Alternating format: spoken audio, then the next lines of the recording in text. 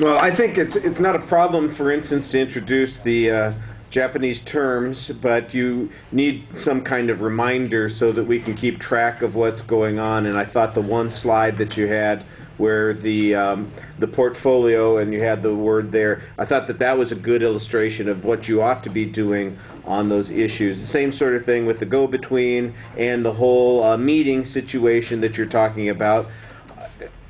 Because they're unfamiliar terms to most of your audience, some visual reminder I think would help keep things relatively clear. I like the idea of the attention device. I'm not sure that it went as smoothly as it could have, but it was pretty effective at identifying the topic and creating some interest.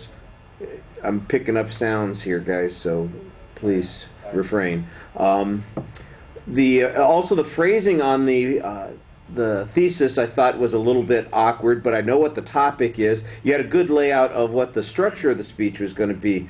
I didn't hear any source citations on any of the information. You sound like you're talking a lot from experience, but you leave out most of your experience. And I thought that was you're missing an opportunity to make the speech even more interesting than it was.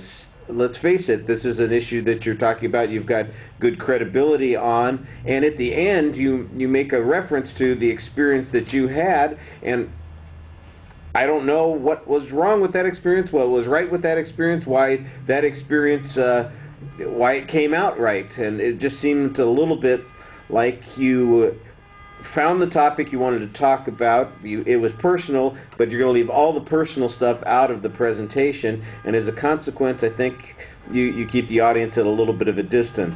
The visuals are okay. The whole thing about the portfolio was fine. The pictures of the guys explaining what it is that you're showing, or the gals and the way that they dress in the pictures, that's okay, although it seems to me that that's less important than some of the ritual and process that's going on here.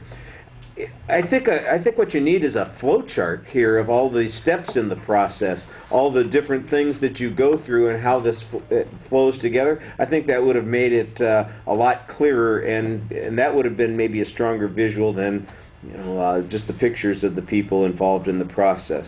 I thought you did a nice job talking to the audience for the most part. It did go long, so I'm going to try and remind people that you want to pay attention to your time. All right. And you've got a catchphrase that you used at least a half a dozen times in the speech, probably more. You might want to count when you are watching your video how many times you say the word typically. All right. Because typically, I heard it every